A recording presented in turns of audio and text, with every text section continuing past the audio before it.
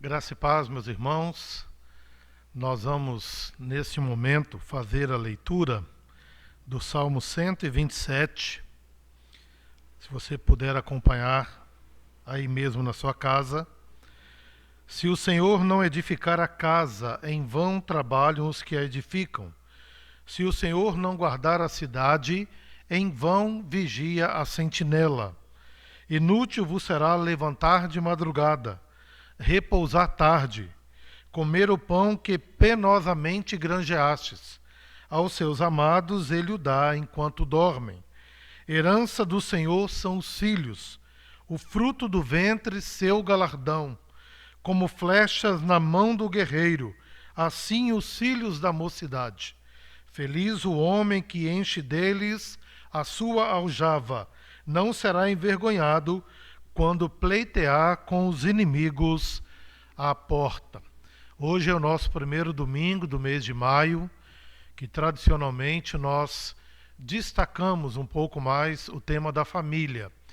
E eu gostaria nesse instante que você orasse junto comigo. Nós vamos interceder, colocando a vida de todas as famílias da nossa igreja diante do Senhor, pedindo que Deus continue guardando cada uma delas, que o Senhor continue sustentando a vida de cada um de nós. Feche os seus olhos e vamos orar nesse momento. Senhor nosso Deus, nosso querido e amado Pai, colocamos, ó Deus, de uma maneira especial nesse instante, a vida de todas as famílias dessa igreja, rogando a Deus que o Senhor continue abençoando, que o Senhor continue sustentando, que o Senhor continue, ó Pai, abrindo as portas do céu e derramando bênção sobre a vida de cada família, para que não falte, ó Deus, o necessário, para que não falte, ó Deus, em nós a saúde e para que o nosso coração constantemente, ó Deus, se volte para o Senhor, para fazermos, ó Pai, a Tua vontade. Abençoa-nos, ó Deus, nós oramos e pedimos em nome de Cristo Jesus. Amém. Eu quero ainda ler com vocês o Salmo 115, versos 17 e 18. Salmo 115, versos 17 e 18. Os mortos não louvam o Senhor, nem os que descem à região do silêncio. Nós, porém, bendiremos o Senhor, desde agora e para sempre. Eu quero convidar os irmãos para que abram a palavra do Senhor no texto de Gênesis, capítulo 11. Gênesis, capítulo 11. Nós faremos a leitura a partir do verso 27 e iremos até o capítulo 12, versículos de 1 a 3. Gênesis, capítulo 27, Gênesis capítulo 11, versículos 27, seguindo até o capítulo 12, versículos 1 e 3. São essas as gerações de Tera. Tera gerou a Abrão, a Naor e a Harã. E Harã gerou a Ló. Morreu Harã na terra de seu nascimento, em Ur dos Caldeus, estando Tera, seu pai, ainda vivo. Abrão e Naor tomaram para si mulheres. A de Abraão chamava-se Sarai, a de Naor, Milca, filha de Harã, que foi pai de Milca e de Iscá. Sarai era estéril, não tinha filhos. Tomou Tera a Abrão, seu filho, e a Ló, filho de Harã, filho de seu filho, e a Sarai, sua nora, mulher de seu filho Abraão, e saiu com eles de Ur dos Caldeus, para ir à terra de Canaã. Foram até Harã, onde ficaram. E havendo Tera vivido 205 anos, ao todo, morreu em Harã. Ora, disse o Senhor a Abrão: sai da tua terra, da tua parentela e da casa de teu pai, e vai para a terra que te mostrarei. De ti farei uma grande nação, e te abençoarei, e te engrandecerei o nome, se tu uma bênção. Abençoarei os que te abençoarem, e amaldiçoarei os que te amaldiçoarem. Em ti serão benditas todas as famílias da terra. Vamos orar mais uma vez. Senhor, nós abrimos a tua palavra e lemos.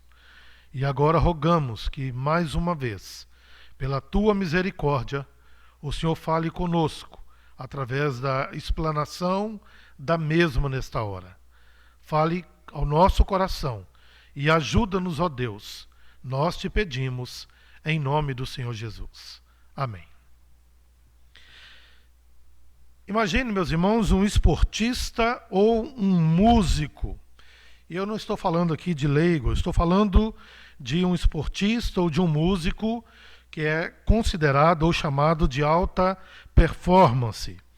Certamente, seja o esportista ou seja o músico, todos eles precisam uma preparação antes mesmo que eles entrem em quadra ou em campo, ou antes mesmo que eles entrem num teatro para a apresentação daquilo que eles anteriormente prepararam. Eu estou dizendo que um trabalho de alta performance, ele exige uma preparação anterior ao dia da apresentação. Quando a gente assiste um artista na televisão, nós estamos vendo o final do preparo dele, ou o resultado daquilo que demorou tempo para que ele pudesse se preparar. Nós estamos dizendo ainda que qualquer preparação, ela vai requerer de nós sacrifício. Eu disse o esportista, eu disse o músico, mas em qualquer área da nossa vida, qualquer preparação exige de nós uma disciplina muito rigorosa. Este princípio, ele pode ser aplicado no reino de Deus. Deus prepara os seus santos muito antes mesmo de usá-los. Este princípio, como eu disse, que é aplicado no serviço de Deus, é a verdade de que Deus, ele antes de nos usar, ele pode nos preparar de uma forma especial para tarefas especiais. Eu poderia citar aqui alguns pequenos exemplos. A palavra de Deus fala de Moisés. A história de Moisés, ela pode ser dividida em 3 partes iguais. Durante 40 anos, Moisés esteve no Egito, sendo ali preparado em toda a ciência daquele tempo.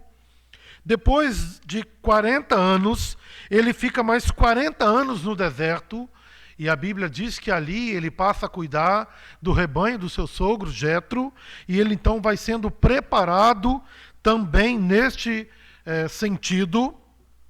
E por fim, nós vemos então a terceira parte da vida de Moisés, quando ele liberta o povo do Egito. Ele está ali agora como líder daquela nação, empreendendo o movimento de libertação daquele povo. Eu poderia ainda citar o exemplo de Davi. A Bíblia diz que Davi aprendeu a ser corajoso, enfrentando animais selvagens, até poder enfrentar Golias e o reino que Deus tinha preparado para que ele pudesse governar. Quando nós pregamos no Salmo 23, nós falamos exatamente a respeito deste preparo na vida de Davi, seja lá na sua casa, como aquele que cuidava das ovelhas do pai. Nós citamos 1 Samuel 16:11, quando Samuel vai até a casa de Jessé, e ele diz, olha, eu ainda tenho um filho, mas ele está apacentando as ovelhas da casa. E depois, em 1 Samuel 17, verso 34 a 37, quando o texto narra o encontro de Davi com Golias, ele afronta aquele gigante dizendo, olha, Deus me preparou, fazendo com que eu pudesse cuidar do rebanho, uma vez atacando e defendendo de um leão, e outra vez quando houve o ataque de um urso, eu também livrei o rebanho do meu pai. Nós percebemos então que Davi, ele está ali neste contexto, se preparando para mais tarde se tornar o rei de Israel e governar essa grande nação. O texto que nós lemos, irmãos, aqui no livro de Gênesis, por isso que nós começamos o capítulo 11, a partir do verso 27, é como que um preparo ou a narrativa do período em que Deus preparou a família de Abrão para a obra que Deus tinha estabelecido para ele. Lembre-se, eu vou falar de Abrão, mas certamente estou incluindo a sua esposa Sarai neste projeto de Deus dado para eles. E o texto então vai nos falar a respeito dessa preparação a partir do capítulo 11, no versículo de número 27. A gente pode destacar aqui do texto, a partir do 27 até o verso 32, alguns detalhes que vão fazer parte, que são estratégias de Deus na preparação de Abrão e Sarai. Versos 27 e 28, o texto diz que ele tem que enfrentar a morte do seu irmão Arã, que foi ou que era o pai de Ló. A gente sabe muito bem que depois da morte de Arã, Ló, ele agora órfão de pai, ele sai junto com Abrão. Temos até o episódio em que eles estão nas campinas do Jordão, um vai para um lado, outro vai para o outro lado, mas eles estão nesse instante caminhando juntos. Isso acontece exatamente aqui neste momento. O verso 29 diz o seguinte: Abrão e Naor tomaram para si mulheres. A de Abrão chamava-se Sarai, a de Naor, Milca, filha de Arã, que foi pai de Milca e de Iscá. Agora, nós temos aqui como parte dessa preparação o próprio casamento de Abrão com Sarai. Lembrando que ele sai da sua terra, ele está na sua terra, por enquanto sem casamento, e agora o texto diz que ele se encontra com Sarai e eles se casam. Verso de número 30.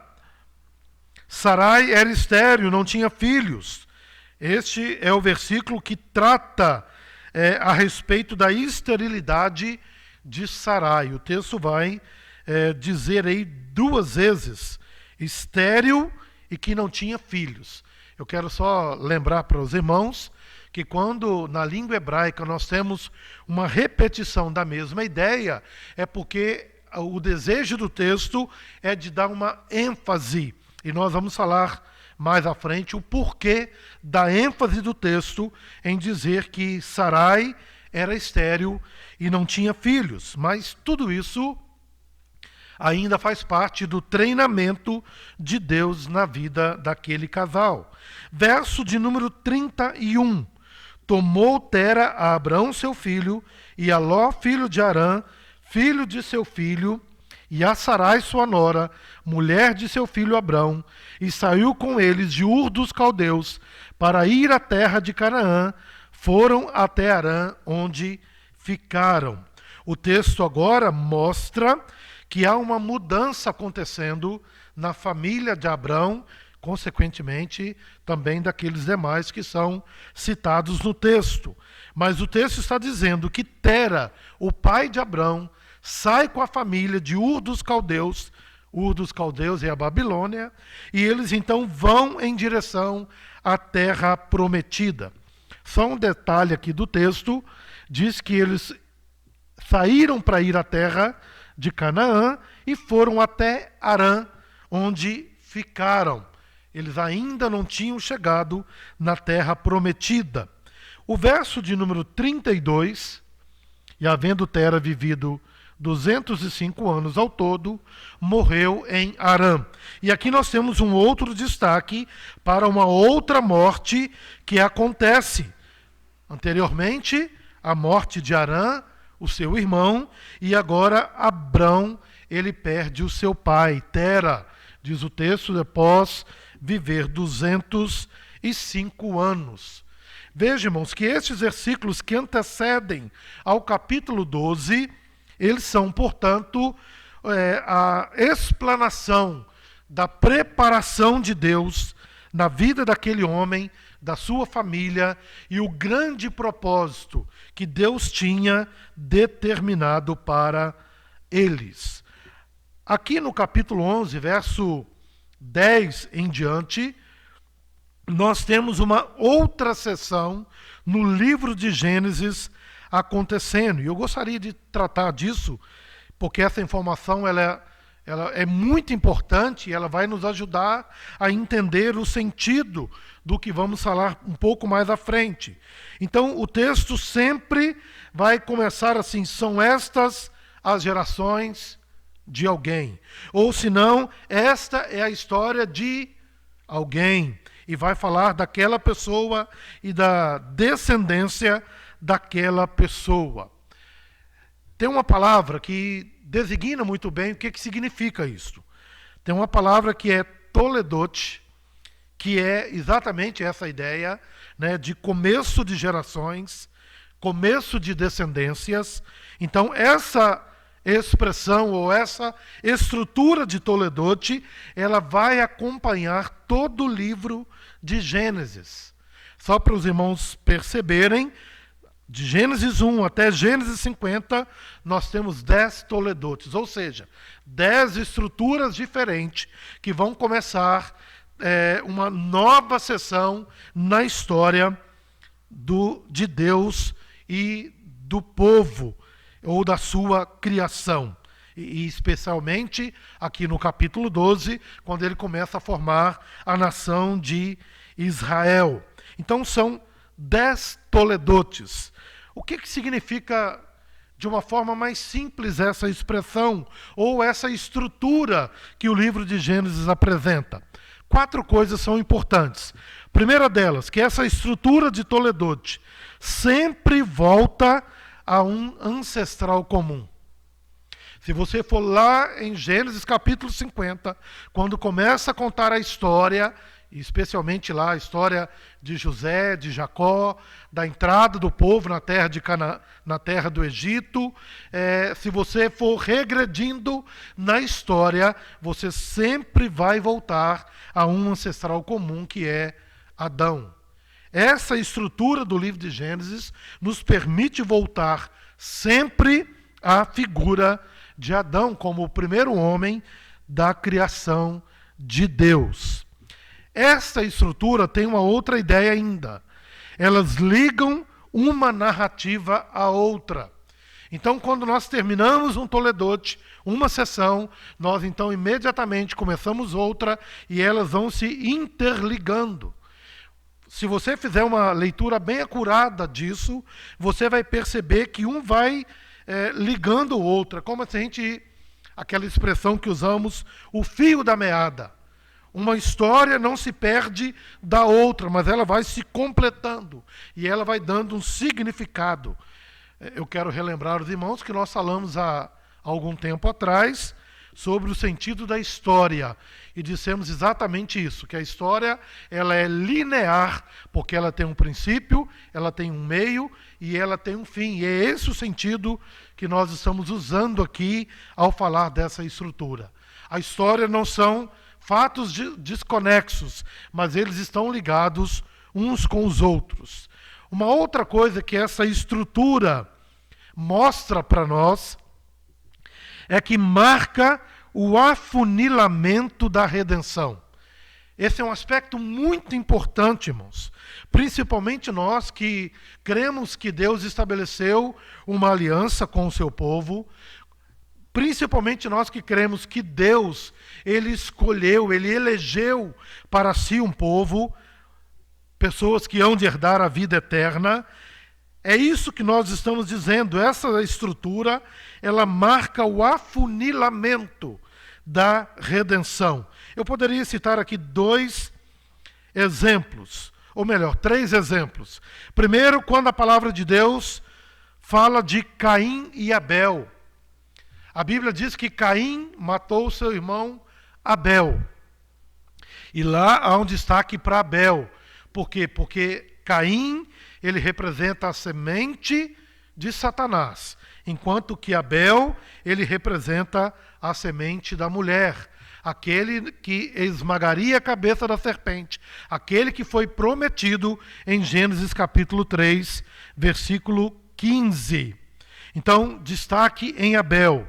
Quando você vê a genealogia de Noé, você vê lá no finalzinho Sem, Cão e Jafé. Cão, diz o texto, ele é amaldiçoado pelo pai. Sobram Sem e Jafé, mas logo no próximo capítulo, a Bíblia destaca Sem como aquele que vai dar sequência à história, sobretudo ao plano de Deus de redenção. E nós chegamos ainda aqui no capítulo 11 que lemos, e diz o texto que descendentes de Tera, quem eram? Abrão, Naor e Harã. O texto imediatamente tira Harã de cena porque ele morre. Permanecemos com Abrão e Naor, mas a partir do capítulo 12, Deus começa a trabalhar com Abrão. Ou seja, sempre haverá o afunilamento na descendência daquele que iria cumprir de forma completa a aliança de Deus, que é o Senhor Jesus Cristo. A gente poderia ainda citar Jacó e Esaú. Esaú tinha todos os direitos como primogênito, mas Deus escolhe Jacó. E mesmo sendo ele o enganador, ele é escolhido para dar sequência a esta semente. Então, essa estrutura também nos ajuda a compreender esta verdade. E por último, essa estrutura marca a continuação da linhagem da semente da mulher. Nós citamos Gênesis 3,15, que é chamado de proto-evangelho, que é o primeiro evangelho onde diz que um seria ferido no calcanhar. Está falando de Cristo. Mas este que foi ferido no calcanhar, que é a descendência da mulher, ele esmagaria a cabeça da serpente. E é isso que essa estrutura mostra para nós, que todo o tempo a Bíblia vai trabalhar encaminhando para Cristo, afunilando para Cristo como aquele que é o maior na obra redentora de Cristo. É isso que o texto de Gênesis 11 está fazendo para nós, irmãos. E é este o sentido dessa história. Isso significa dizer que tudo aquilo que aconteceu, e de uma maneira especial, no capítulo 11, quando a raça humana tenta se revoltar contra Deus, Deus dispersa todos eles, mas ele chama uma família, a família de Abrão, e a partir dali ele vai dar sequência à sua história. Então, este texto está marcando o início de uma nova sessão, sobretudo trazendo algumas informações a respeito desta família que Deus está levantando para fazer a sua obra. Este preparo, que acontece em Gênesis capítulo 11, sobretudo nos versículos 31 e 32, nos fala que Abrão é descendente de Tera. Isso aqui tem uma importância muito grande, irmãos, porque Tera, que é pai de Abraão, ele foi o primeiro que seguiu para Canaã. Aqui há um aspecto importante dentro da promessa de Deus, de que ele daria uma terra e que ele daria uma descendência para o seu povo. Tera é o primeiro a sair em direção à terra da promessa. O texto está dizendo isso, que ele sai de Ur dos Caldeus para ir à terra de Canaã. Ele não chega, diz a palavra de Deus, mas depois Abrão ele vai peregrinar pela terra prometida, pela terra de Canaã. Então há uma ligação aqui muito importante deste homem. Lembrando que esse tempo de Tera era um tempo de movimentos populacionais. É mais ou menos aquilo que nós conhecemos como povos nômades. E eles então viviam de um lado para o outro, nômades andando pela terra. E diz o texto que eles então se estabeleceram em Harã. Harã é a atual Turquia, ou fica na atual Turquia. Mas Deus estava. Lembra? Deus chamou uma família, porque Deus tinha um propósito. Deus estava preparando essa família e agora Deus está preparando o coração de Abrão para poder manter no seu coração o desejo de ir para Canaã, a terra da promessa. Por que Tera? O texto de Gênesis 11, versos 10 a 26, você vai encontrar aí o título Descendentes de Sem, lembrando que eu já disse que Sem era filho de Noé, e aqui há uma marcação numérica importante. Por quê? Porque a palavra de Deus vai nos dizer que Noé foi o 10º da linhagem de Adão. Isso você vai encontrar lá no texto do capítulo 5. E também o texto vai repetir, dizendo que Abrão foi o 10º da linhagem de Sem. Há uma, entre aspas, coincidência aqui desses números, mas o que o texto está mais uma vez enfatizando é que Deus está dando novamente início à sua história. Ele está dando continuidade a esta história. Por meio de Tera, uma nova libertação seria acionada. Ou seja, Deus estava realizando o seu plano. Plano esse que eu disse, foi revelado em Gênesis capítulo 3, versículo 15. Em outras palavras, Noé é um novo Adão. E quando nós chegamos em Abrão, Abrão também é um novo Adão. Porque o que Deus quer marcar aqui nesse texto é um recomeço da história. Ele faz isso lá na época do dilúvio. Ele destrói toda a raça humana, mas ele salva uma família, a família de Noé. Ele vai sempre recomeçar, porque Deus é zeloso em manter a sua palavra de que ele começará e ele levará a história até o seu final. Esta linhagem, essa semente piedosa, ela enfrentou perigos de fora e de dentro. Eu queria que você pudesse voltar algumas páginas em Gênesis capítulo 4, versículo 8. Eu já citei, mas gostaria de ler o texto. Disse Caim a Abel, seu irmão: vamos ao campo. Estando eles no campo, sucedeu que se levantou Caim contra Abel, seu irmão, e o matou. E a gente então poderia chegar nesse ponto e falar: puxa, mas então tudo acaba por aqui? A semente da mulher, ela acaba. Não. Quando a gente vai para o capítulo 4 ainda, o verso 25, olha o que o texto nos revela. Tornou Adão a coabitar com sua mulher, e ela deu à luz um filho, a quem pôs o nome de Sete, porque disse ela: Deus me concedeu outro descendente em lugar de Abel, que Caim matou. O que o texto está dizendo, irmãos? Que se parecia perdido com a morte de Abel, no lugar de Abel, Deus levanta Sete. E você vai perceber que a partir dali, diz o texto que a partir de Enos começou-se a invocar o nome do Senhor. Deus está preservando esta semente. Veja, a humanidade agora está corrompida pelo pecado. Gênesis capítulo 6 nos apresenta essa realidade. Eis a história de Noé. Noé era um homem justo e íntegro entre os seus contemporâneos. Noé andava com Deus. Você sabe muito bem que toda a terra pereceu, mas Deus preservou essa família com segurança naquele barco, para que pudesse dar sequência à sua história.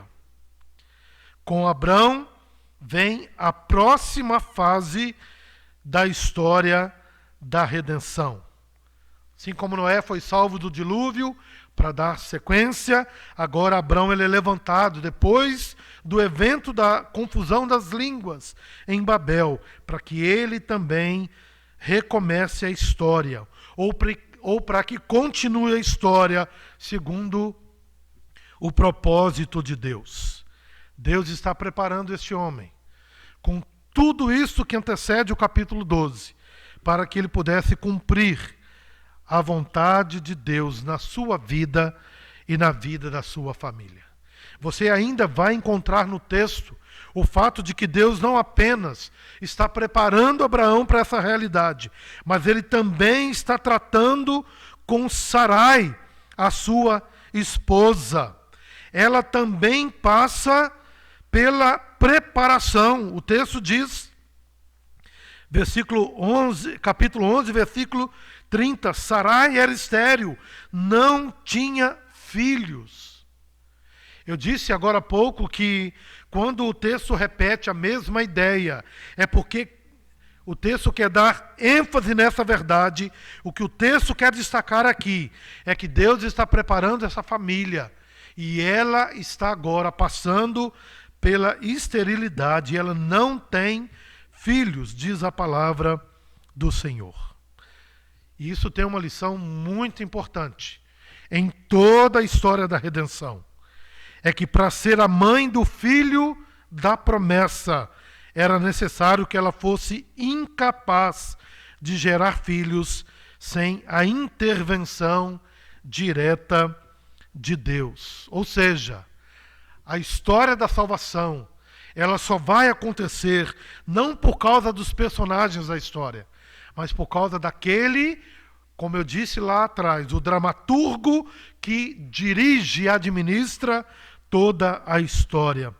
Deus de fato precisava intervir para que Sara pudesse gerar filhos. Aliás, você vai encontrar Abraão, Isaque e Jacó, os patriarcas da fé, e todos eles casaram com mulher que eram estéreis, para que pudesse estar muito bem firme no meu coração e no seu, que é Deus quem começa, Deus quem dirige e Deus quem chegará ao final da história da redenção. A salvação não estava em Abrão e nem em sua esposa Sarai.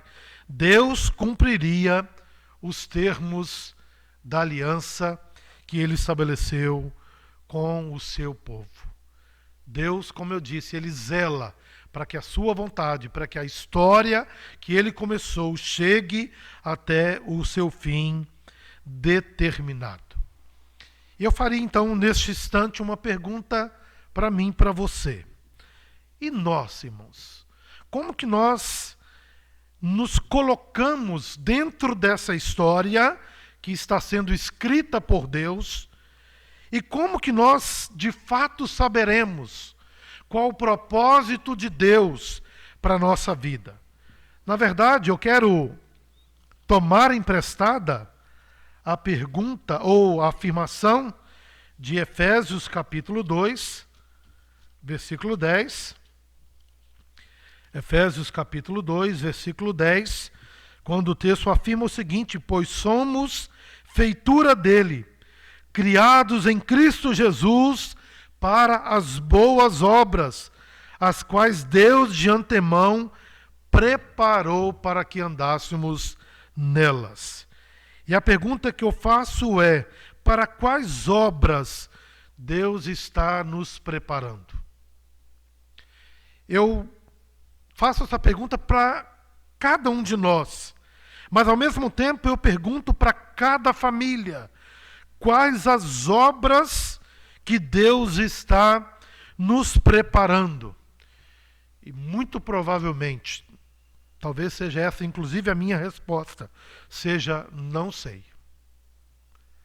A palavra de Deus nos deixa muito claro a ideia de que quando Deus chama Abrão lá da sua terra para ir para uma terra que Deus mostraria, ele está fazendo isso pela fé na promessa daquele que chama.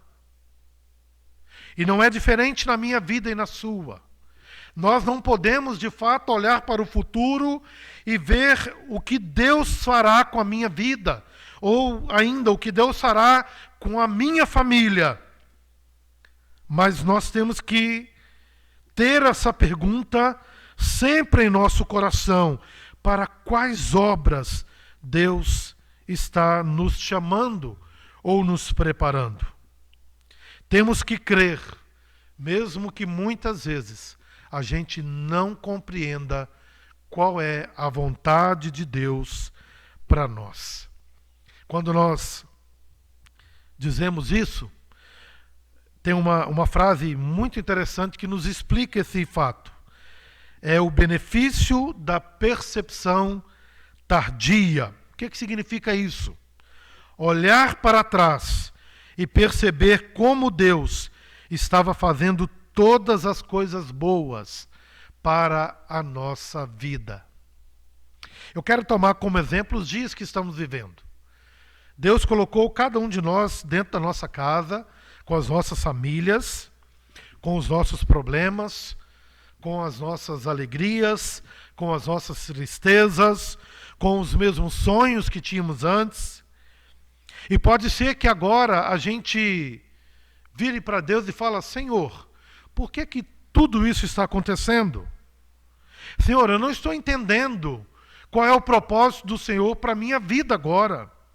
Por que nós estamos presos em casa nesses dias? Por que aquele sonho do emprego, por que aquele sonho de tantas coisas ficaram para trás agora, ou pelo menos ficaram amortecidas por causa deste problema que estamos enfrentando? E o benefício da percepção tardia é a gente crer, irmãos, que quando nós chegarmos lá na frente e de fato nós olharmos para trás, nós vamos perceber ou ver isso, que a boa mão de Deus está agora. E nós então vamos dizer: a mão do Senhor esteve conosco todos os dias. E que esse tempo nada mais foi do que Deus nos preparando para a obra que Ele chamou a mim e a você. Para a obra que Ele preparou para a minha família e para a sua família.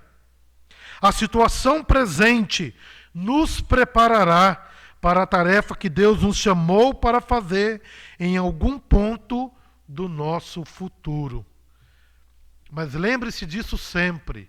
O que está acontecendo agora está burilando nossa vida, está burilando nosso coração, está conduzindo nosso pensamento para aquilo que Deus quer fazer na vida, especialmente do povo dele, que ele chamou para fazer a sua vontade. Eu quero voltar lá no início, quando nós iniciamos falando do esportista ou do músico que se prepara. Eles que são de alta performance se preparam de uma maneira extraordinária para o momento em que eles terão que estrear ou colocar em prática tudo que aprenderam. E tem uma verdade aqui que eu e você também precisamos aprender. É que uma preparação prolongada, muitas vezes, não garante o sucesso imediato. Pode ser que este tempo de preparação ainda não nos prepare de forma adequada para aquilo que Deus requer para a nossa vida. Eu quero lembrar o fato de que Tera saiu com a sua família de Ur dos Caldeus num período em que havia um movimento de povos para todos os lados. E a pergunta que eu faço para o texto é a pergunta que eu faço para mim e para você. Numa época em que muitos viajavam de um lado para o outro, a única coisa que distinguia Abrão e Sarai dos outros é que eles tinham uma promessa. Eles tinham a certeza de que Deus estava chamando-os para desempenharem uma tarefa. E é por causa dessa promessa que eles continuam caminhando, a semelhança de todos que também caminhavam, mas certos de que estavam caminhando em direção à vontade de Deus e ao plano de Deus para aquelas vidas e para aquela família. Podemos perguntar também para nós hoje: o que nos distingue de nossos vizinhos não cristãos? Nós não somos mais espertos, nós não somos mais ricos, nós não temos a melhor aparência, nós não temos a melhor saúde, mais do que isso, nós não estamos imunes ou isentos de ficarmos doentes. O que é que de fato nos diferencia, irmãos? E a resposta é a mesma. Aquilo que nos diferencia neste momento que Deus está nos preparando é o fato de que tem uma promessa. E de que nós sabemos que quando chegar o final da nossa vida, nós teremos cumprido o propósito para o qual Deus colocou-nos aqui nessa terra. Nós chegaremos ao final e perceberemos que cumprimos aquilo que Deus designou a nossa família fazer. Mas Deus está nos preparando neste instante. Ainda, Romanos capítulo 8. Romanos capítulo 8, versículo 28, diz: sabemos que todas as coisas cooperam para o bem daqueles que amam a Deus, daqueles que são chamados segundo o seu propósito. Então o texto diz que Deus chama, Ele chama para cumprir o seu propósito e que todas as coisas cooperam para o bem daqueles que obedecem a voz e o chamado de Deus. Deus está no controle, e mesmo que tudo pareça indicar o contrário, Ele tem um plano para o qual todas as coisas trabalharão. Eu disse isso quando falamos da história. Deus não tem um plano B, Ele tem um plano A. E Ele levará este plano até o final da história. Ele vai trabalhar de maneira que tudo acontecerá exatamente da forma que Ele estabeleceu. Quando nós tratamos dessa verdade, nós então falamos de um abismo de realidade. E que abismo é esse? A história da minha vida, Deus está me preparando, eu chegarei à frente no propósito para o qual Deus estabeleceu, mas eu tenho um abismo que me separa do agora para aquilo que ainda virá em minha vida. Eu tenho uma promessa, mas eu não sei de fato o que virá logo mais à frente. O que o texto está dizendo é que eu e você, nós precisamos de firmeza ao enfrentar este abismo de realidade. Precisamos ficar firmes, muitas vezes não procurar entender, apenas apegar-se a Deus. Porque este abismo de realidade é como se a gente pudesse perguntar para Deus o que Deus prometeu, ou dizer para Deus aquilo que Ele nos prometeu e aquilo que a gente vê nesse instante. Quantas vezes eu e você já não dissemos essa frase: a vida devia ser assim, mas ela não está sendo. Eu queria que você entendesse que se ela não está sendo como você imagina, isso é apenas o que você imagina. Mas Deus está dirigindo a minha vida e a sua vida para que eu e você estejamos preparados para cumprir o seu propósito que Ele estabeleceu. Eu quero encerrar trazendo duas lições importantes do que nós ouvimos até agora. E eu quero tratar dessas duas lições aplicando-as ao contexto de famílias. Lembre-se, mês do lar, e nós queremos destacar um pouco este tema. E a primeira coisa que nós precisamos entender desse texto, irmãos, e da história de Abrão e da sua família, é que uma família obediente, mesmo que enfrente lutas e adversidades, deve se preparar para aquilo que Deus tem planejado para ela. Eu disse logo atrás que nós não sabemos o que virá, mas o tempo é agora. E o tempo é agora de nós nos voltarmos para Deus e nos prepararmos da melhor maneira, nos esforçando ao máximo para obedecer a ordem e a voz de Deus para o cumprimento do mandato dele para a minha vida e para a sua vida. E a minha oração é que Deus levante no meio da igreja presbiteriana de Jaburuna e no meio da sua igreja, em toda a terra, famílias comprometidas em estarem na presença de Deus, se preparando no percurso que Deus os colocar aqui nessa vida para cumprirmos a sua vontade. E a segunda lição, também endereçada para as famílias, é que uma família que vive na aliança, ela é abençoada para abençoar. Eu quero voltar ao texto de Gênesis, no capítulo 12, que nós também lemos. O texto diz assim: ora, disse o Senhor a Abrão, sai da tua terra, da tua parentela e da casa de teu pai, e vai para a terra que te mostrarei. De ti farei uma grande nação, e te abençoarei, e te engrandecerei o nome, se tu uma bênção. Deus, quando chama Abrão, ele faz promessas. Ele diz que usará a família de Abrão para poder abençoar outras famílias da terra. Eu queria que você fizesse uma comparação comigo.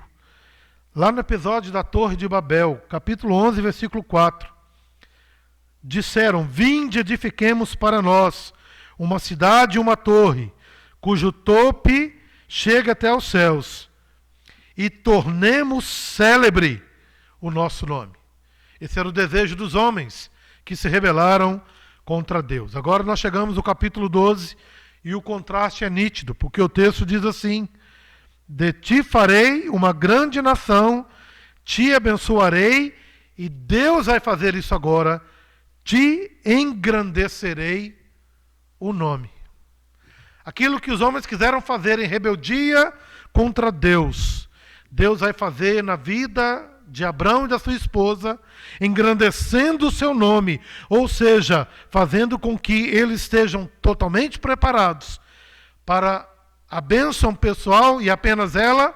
Não, para que abençoe as famílias da terra. E é isso que Deus fala para nós também hoje. Uma família que vive na aliança, ela é abençoada com o propósito de abençoar. E a minha oração é que Deus fale ao nosso coração, continue falando e aplique em cada um de nós as verdades dessa palavra, em nome do Senhor Jesus.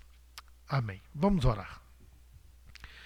Pai Santo e querido, nós te agradecemos mais uma vez pela tua palavra e pela tua igreja que se reúne para, Deus, se alimentar das verdades que o Senhor mesmo revelou nas Escrituras Sagradas.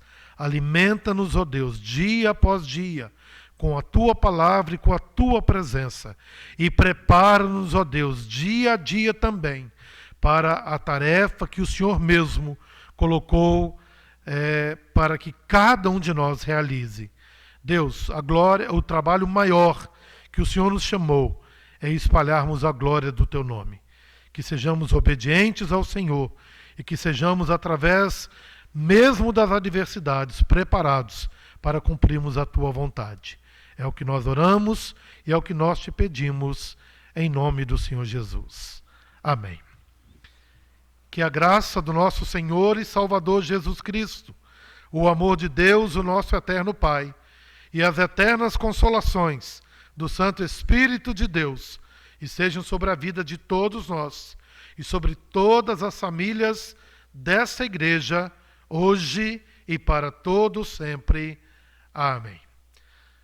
Uma boa noite a todos, uma boa semana, e que Deus continue cuidando de nós, segundo a sua vontade, em nome de Jesus. Amém.